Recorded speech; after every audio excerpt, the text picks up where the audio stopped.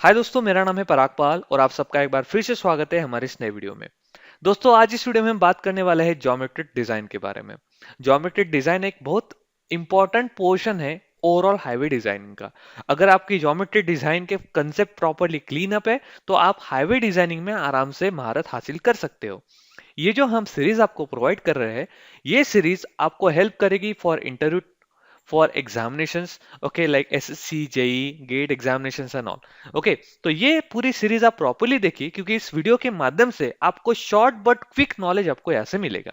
Okay, so without wasting time let get started. But video start करने से पहले आपसे एक रिक्वेस्ट करूंगा कि अगर अभी तक आपने मेरे चैनल को सब्सक्राइब नहीं किया है तो without wasting your time just click on a red button.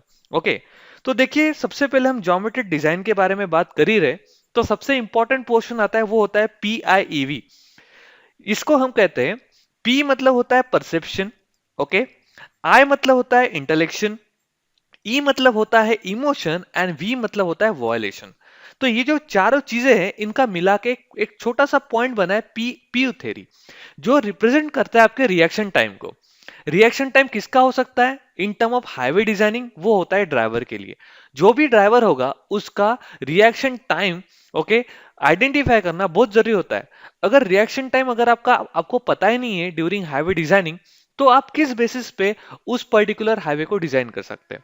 Okay, तो यहाँ पे मैं आपको एक चीज बताना चाहता हूँ, पीव होता क्या है। अगर मान के चलिए ये जो पीव है, इट मीन्स कि that is from the instant object come in the line of sight to the driver. Okay, मतलब अगर मैं यहाँ पे एक रोड ड्रॉ करूँ ऐसे, यहाँ पे ये मेरा एक ड्राइवर है और यहाँ से आगे वाला एक ड्राइवर है। लाइन ऑफ साइट मतलब क्या कि उसको दिखने में आ गया, मतलब इस ड्राइवर को ये पर्टिकुलर ड्राइवर की व्हीकल दिखने में आ गई। तो जैसे इसके दिखने में ये व्हीकल आ गई, ओके, ओके, यहाँ पे क्या लिखा है मैंने कि that is from the instant object come in the line of sight of the driver to the instant he arrived at a final decision under normal circumstances, that's called reaction time. ऐसा जरूरी नहीं कि वो गाड़ी हो, may be there might be an any object, okay, कोई यहाँ पे गड्ढा भी हो सकता है। तो ऐसी चीजें देखने के बाद सडनली जब वो ब्रेक लगाता है या फिर कोई डिसीजन लेता है, that particular decision is called as a reaction time. Okay, तो that is very crucial one.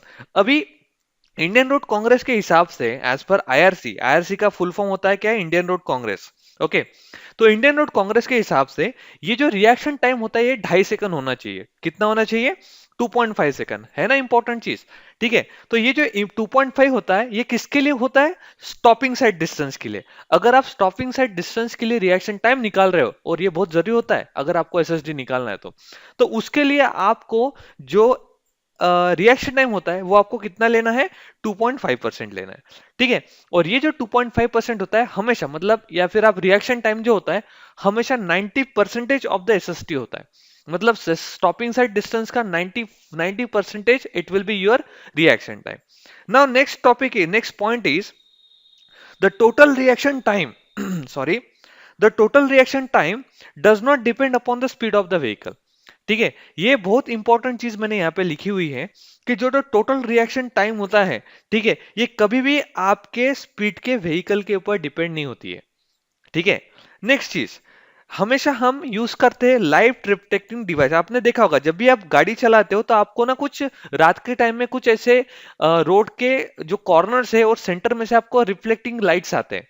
Okay, तो वो होते हैं लाइट रिफ्लेक्टिंग डिवाइसेस। हम इसलिए यूज करते हैं ताकि हम ड्राइवर को गाइड कर सके, ताकि वो प्रॉपरली रोड के ऊपर स्मूथली व्हीकल चला सके।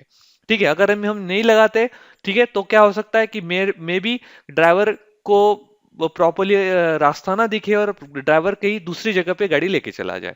ओके, उसके बाद the maximum speed at which vehicle can continuously travel safely under favourable condition is called as a design speed. ये क्वेश्चन बहुत बार इंटरव्यू में पूछा जाता है कि tell me what is the meaning of design speed. Design speed मतलब होता क्या है, आप ये बताएं। तो आपका आंसर ये होना चाहिए, the maximum speed at which vehicle can continuously travel safely and favorable and safely and in favorable condition is called as a design speed। ठीक है ना, उसके बाद maximum permissible width of vehicle is 2.44। ये question भी बहुत बार exam में पूछा गया है कि maximum permissible width of the vehicle क्या होनी चाहिए। तो दोस्तों ये होनी चाहिए 2.44 मीटर। ओके, उसके बाद the design speed is the basic parameter which determine all other geometry design feature. जैसे मैंने स्टार्टिंग में भी बताया, ये जो डिजाइन स्पीड होती है, डिजाइन स्पीड आपके पूरे ओवरऑल ज्योमेट्री डिजाइन को मेंटेन मैनेज करती है। जैसे कि अगर मैं यहाँ पे आपको एग्जांपल देके बताऊं, अगर मैं मान के चलो, लेट्स कंसीडर कि यहाँ पे हम क्या कर रहे हैं, हमने एक ऐसा अलाइनमेंट बनाया। ओके, और मैंने बोला कि मेरी जो व्हीकल है वो इस रोड के हिसाब से ओके 70 किलोमीटर पर आवर के हिसाब से जाएगी।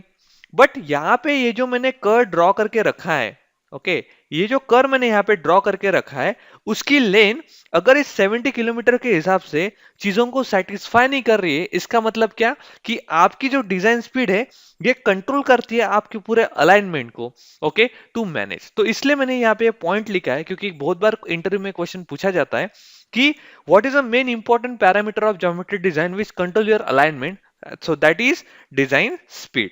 ओके, उसके बाद नेक्स्ट मैं आपको बताना चाहूंगा, okay, topography of the road, topography of the land, okay, through which the road passes is called as a terrain. Okay, अभी ये क्वेश्चन इतना सिंपल भी कोई पूछता नहीं है, बट लेट्स कंसीडर कि इंटरव्यू में अगर पूछ लिया कि टेरेन होता क्या है, तो आपको बताना चाहिए कि जो भी टोपोग्राफी ऑफ लैंड होती है जिसमें से रोड जाता है उसको हम टेरेन कहते हैं। ओके, तो आई होप गाइस कि आपको ये सारे चीजें प्रॉपर्ली समझ में आई हैं। ओके, हम आशा करते हैं कि आप आगे चल के हमें और अच्छे अच्छे वीडियो देने का हमें चांस देंगे। ओके, वीडियो देखने के लिए आपका बहुत बहुत शुक्रिया। Have a nice day, bye bye.